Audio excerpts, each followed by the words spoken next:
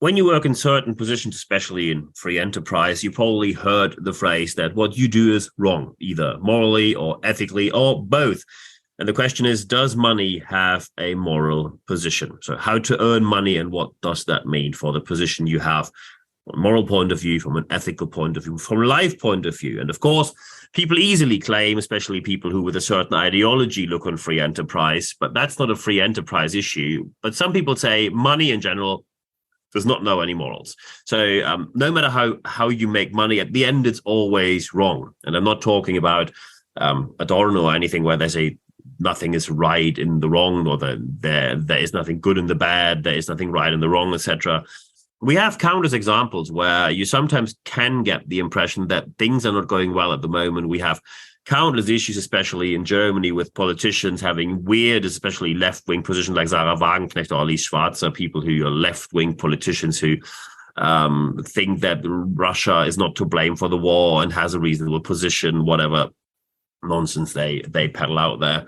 But that goes across all boards. We have different people in different positions. We have the Labour Chancellor who forgot all about his affairs with the bank, which is still an ongoing investigation. We have the Conservative leader Friedrich Merz in Germany, who made countless unacceptable comments in the past, still became party leader, not even looking at his career at BlackRock.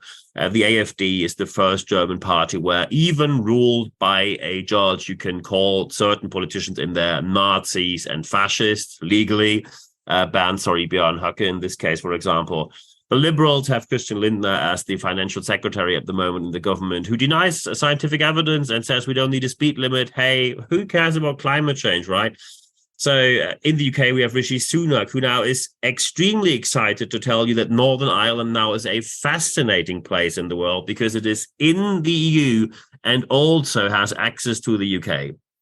And that's exactly what it had before Brexit. So there's absolutely nothing new, nothing fascinating. And when Rishi Sunak says, oh, yeah, that's for me a great moment to invest in Northern Ireland, I want to see which investments people are now making in Northern Ireland. I am going to wait for these amazing corporations to open in Northern Ireland. And I'm not even talking about Boris Johnson, who lied from A to Z, from soup to nuts. When he started as a journalist, ended up as a politician and even the prime minister, partying during lockdown, lies left, right, and center. And when we talk about low level of journalism, there's always a new low. In this case, we just had it this week. Isabel Oakeshott, a journalist who first wrote a book together with Matt Hancock, formerly a leading politician. And now she took what she found out during this book process. So she earned money on the book, obviously, or creating it. And then she gave away the data and the messages and what she found to journalists, so trying to make money there. But she's not giving it to journalists because she thinks that some aspects need to be known by the general public, because then she would give it to, let's say, neutral newspapers or newspapers who have an interest to get things, let's say, cleared up or explained. So you probably don't give it to a conservative newspaper, but that is exactly what she did in this case. She gave it to the Telegraph, also known as the Torygraph, or as formerly this as the Tory in-house magazine of the Conservative Party. So she's tried to make money on all ends. We shouldn't be surprised that trust in journalism is on a record low. And these populist statements happen left, right, and center. These populist acts happen left, right, and center. And by the way, when you now think, well, maybe it's just politics, maybe free enterprise is better. Well, I can tell you it's not. We had huge campaigns of wrong information when it came to climate change from free enterprise since the 1980s. And they already knew back then where we're facing, but they simply ignored it and thought we're going to get away with it. They ignored facts until they couldn't be denied anymore. I give you an example of anything connected to rights for minorities, women, anything connected to diversity. It's not that free enterprise said, oh, this is so important, and we now just had a wake-up moment, and now we are going to be totally diverse. No. Pressure by society just became so huge that companies had to change. And diversity often is tick-the-box diversity, not really diversity in the top 3 highest leadership tiers. And also, when it comes to diversity, we have to see that many companies simply say it just pays off to be diverse. Because when you have, for example, people from the LGBTQIA plus community, with a higher likelihood, they do not have children, they do not have families, which makes them more flexible. And also they have less days off because their children are sick. And when you hire them for years and years to come, that is a high level of higher productivity. So long story short, it pays off to be diverse. So it's nothing else than, it's not about equal and human rights. It's about the balance sheet. It's about the profit at the end of the year. And you see that, by the way, when you look into new markets, because when they are so deep into diversity, human and equal rights, they wouldn't enter certain markets where they see, oh, we can sell our stuff, but this is not a democracy and there's a dictator here. But well, we just don't don't care about that, and we just still sell to the market. And by the way, if we look into history, look into Germany's history. I am born and bred German, as you know. And Germany was one of the worst places, showing that free enterprise, as soon as there's an opportunity, is willing to work with Nazis as soon as they can, and they can make a pound or a dollar or a buck or a euro or quid off it. Of course, not everyone did that, but the vast majority did. And afterwards, you often hear the phrase, well, I didn't know about that. That's core competency of people who normally act in a very, let's say, unacceptable way or questionable way. They say, oh, I didn't know that. And now we have to look into how to do it better. How can you check if your money has morals or holds any moral position? So first, just to be very clear, we are looking into people who have a work life of 40 years, in the future, probably longer, 45 years, maybe 50, who knows? When you think that you're not going to make mistakes, just stop having that belief. When you think that you are morally or ethically superior because you've never made mistakes, you're lying to yourself. There's not a single person without mistakes. Not me, not you, no one. Absolutely no one. If something goes wrong, by the way, we always have to see what happened afterwards. Did the person just get away with it, which is, of course, not okay, and then the person can be judged, or were there consequences, any kind of consequences the person had to feel? Because then we can say we close the case, it is done and dusted, we move on. Either a fine was paid or other consequences were seen. As soon as the whole case is closed, we move on. There are very few offenses where you can say the moral implication of them is so bad that they last for decades. That is often assault or murder, anything often which is a physical attack on human beings. That is something which lasts way longer than the fine itself. But often people are locked up anyway when they do something like that. So you're not going to see them in your future. When you now sit there and you think, I have to make a decision. Let's say you have to decide a new model about the workforce, work from home, work in the company, or work longer, work shorter. Do we outsource? Do we insource? Do we go offshore or onshore? Do we have this new production model ABC, or maybe not even ABC, but D, or we do the same as we did before? One might be a bit more productive, but it might stress out people. One might be a bit less productive, but is morally probably better. But who is the person judging it? So you see, there are many decisions you can make, but you have to know what to do. And by the way, the assumption of innocence applies to absolutely anyone. We have to assume that people have the best interest in mind. As long as you don't have proof for the opposite, then there is no way that you cannot apply the assumption of innocence to someone. When you do not apply the assumption of innocence, you are not within the democratic spectrum. Full stop. So now when you have a decision to make, first, you look at the facts. Facts have to be reliable and valid. So reliable means that they come from a source where when you repeat the test or you repeat what they did, you come to the same result. And valid means that the result is reflected on what truly is the core issue, the core explanation, the truth on the subject matter. But you always also have to do what we call source criticism. When a certain source gives you a piece of information, you have to criticize and critically look at, might there be an own interest of that source to give you wrong information, which might look reliable and valid, but it's not. I just give you a very, very simple example. Back in the 1990s and beginning 2000, when there was this war going on between should we go Microsoft or Linux or whatever else, there was a study which said that Microsoft is the better option. Who paid for the study? Microsoft did. So, of course, people will say, well, basically, you paid for a result.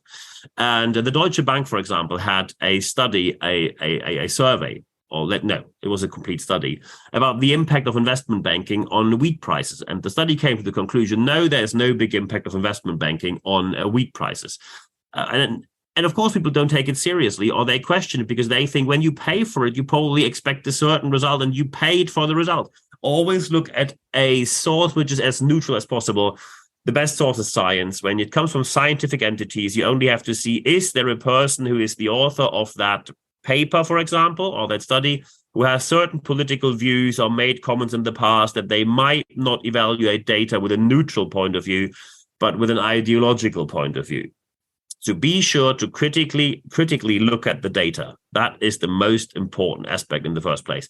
And then you have three cases you do. You do the best case scenario, the worst case scenario, and in the middle, you have the managed case scenario. So when you make a decision in favor of something or against something, what could be the best case, the worst case, and the managed case? And by the way, be realistic. I heard people saying, oh yeah, we invested in that market. And our best case scenario, for example, is that when we invest in Iran, our best case scenario is that the Ayatollah is going to step down by next week. Yeah. Excuse me, how do you get to that conclusion? When you say your best case scenario is in your managed case scenario, is in your worst case scenarios, and every single scenario is the Ayatollah in Iran is going to step down in the near future, I want to see, how do you get to that conclusion? Except you want to get to that conclusion. So it must be based on valid and reliable facts, data, critically look at sources, and then you have a situation where you can make a decision. It will not be easy, but it will be easier.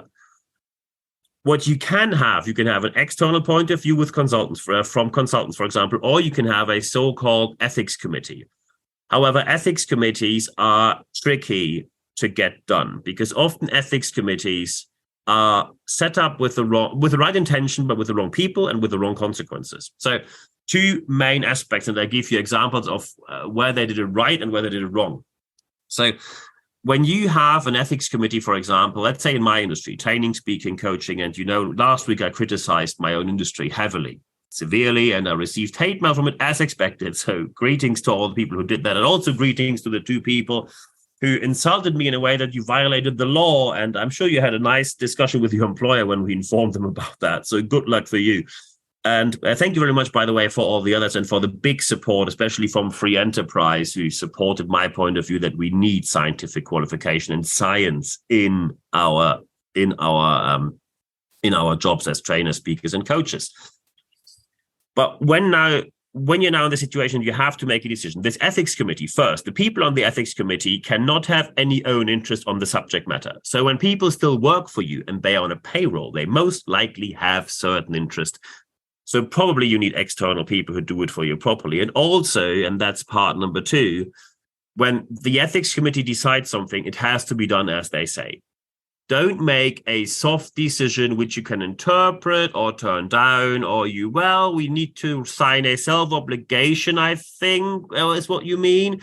So when they say you have to stop to do XYZ because it's bad for the climate, and you say, we conclude that we should sign a self-obligation to do better until 2050. That's not what they said. I give you good and bad examples from my industry, training, speaking, coaching industry. We have associations, by the way, none of them are official trade bodies, even if they pretend. They are all founded by people who back in the days wanted to sell to other people in the industry. So a good example is the UK. In the UK, there's a speaking association, and they have people in the ethics committee, and they are always set up with the ethics committee is always set up on a case-by-case scenario, so no one is involved who has any own interest. And then they come to a conclusion, and what the conclusion is has to be done. Full stop. It's not perfect. No ethics committee ever is, but it is a good solution. People on there who have no self-interest, no own interest on the matter, they make a decision, and the decision is put in place as they say. Full stop, perfect, or at least very good. The best we have so far. A catastrophic example, once more, is the German market, where you have ethics committees where people are on there who are association members who often have own interest, who sell within the industry, who sell to other people who are members of that association, and who have a self-interest and own interest into selling to other people. So there is a connection sometimes that people who are in a client relationship suddenly decide about each other. And when you then see that even when they come to a conclusion, this is not even taking seriously, because they, for example, and one case was leaked just last week to me. Thank you very much for the person doing so. There was a case where the ethics committee said you have to exclude that person from the association for fraud. That was passed on to the board, but what they did then, they said, we interpret it differently. So we turned the recommendation expelling someone from the association, which is, of course, the hardest means they have, into a verbal warning, which is the softest means they have. I don't even know how people can justify that. And by the way, an ethics committee must be able to be called by absolutely anyone. And that's what the UK does right. When you have any problem with an association member, you can call the ethics committee and they deal with you, even if you're not an association member. When you have an ethics committee, which can only be called or questioned, or I don't want to say summoned, but it would be appropriate to say in that case, if you can only use the ethics committee when you're an association member, you already know how much wrongdoing happens in your association. You simply do not offer any external people who might be harmed by your people, your members. You do not even offer them a voice. That is as anti-democratic as it can be. And when then the decision from the ethics committee is not even put in place properly, then the whole association and the ethics committee become complicit of the actions they had to deal with. So you always have to see, no matter how hard you try. I know that decisions will still be tricky. There is never never an option to fully distance yourself from what for example, your employer does. When you're a member of a certain association and the association is dubious, it always will rub off on you. If you work for a certain employer and they don't do well, it will always rub off on you. And by the way, do not claim a moral high ground when you know about this and you stay.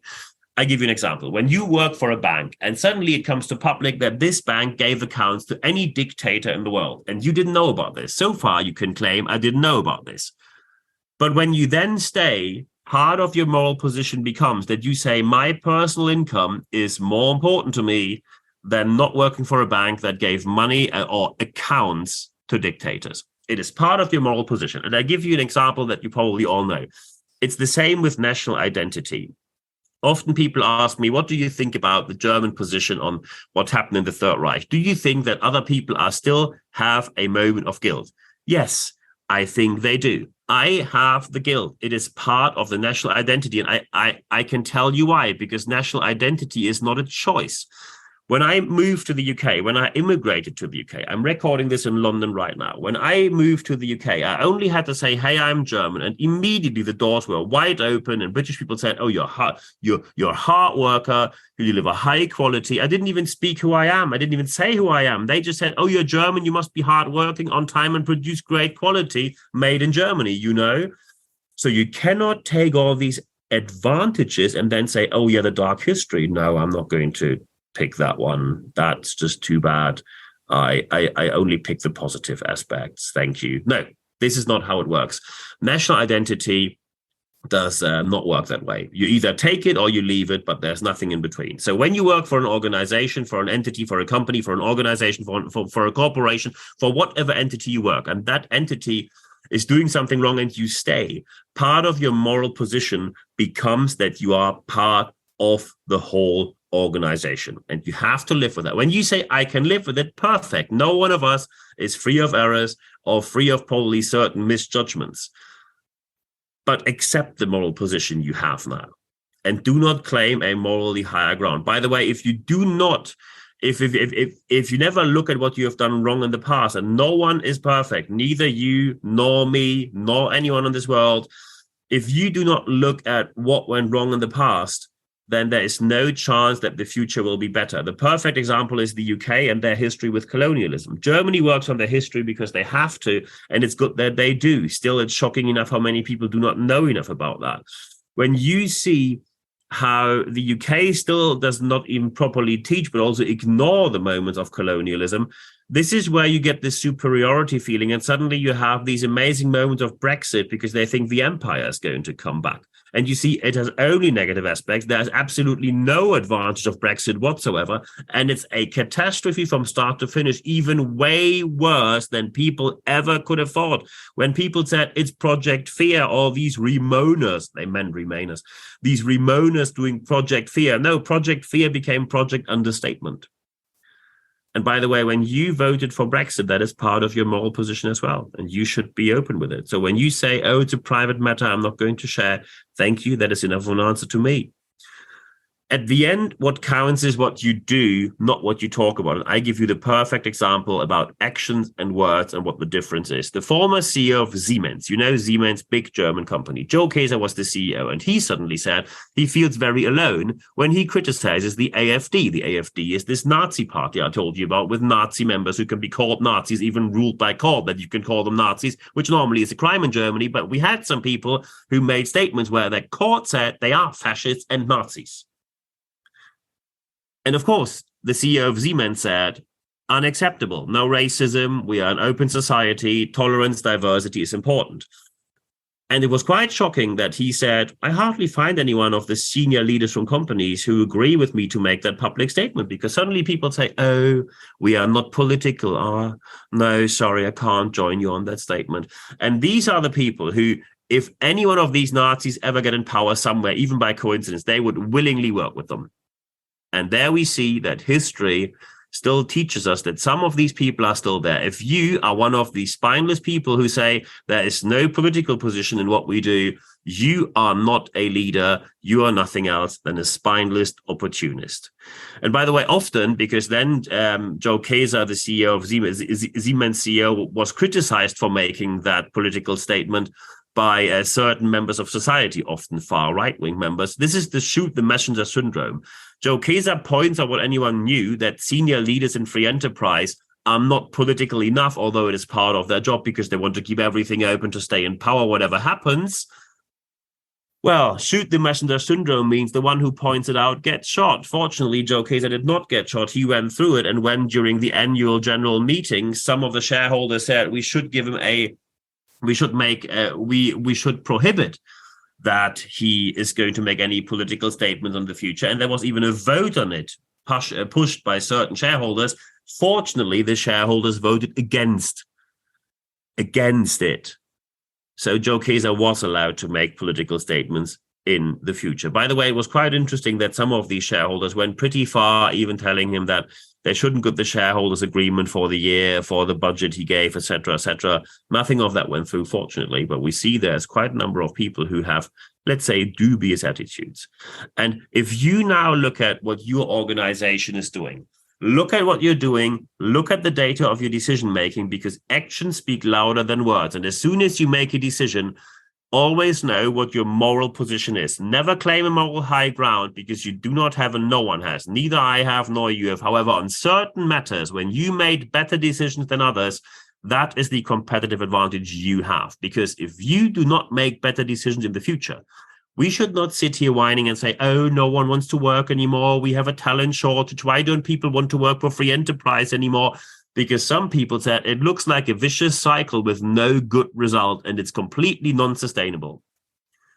And when you have bad leadership, bad non-sustainable leadership, you cause the trouble of having a talent shortage in your organization by yourself due to bad and non-sustainable decisions. Because people will question your organization.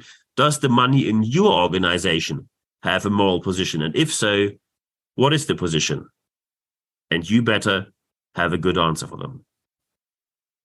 Thank you. And of course, I published about this. So first, thank you very much. Podcast went top 10 again last week. I published that on social media already, LinkedIn, Instagram, etc. So thank you very much for following me and listening to me constantly.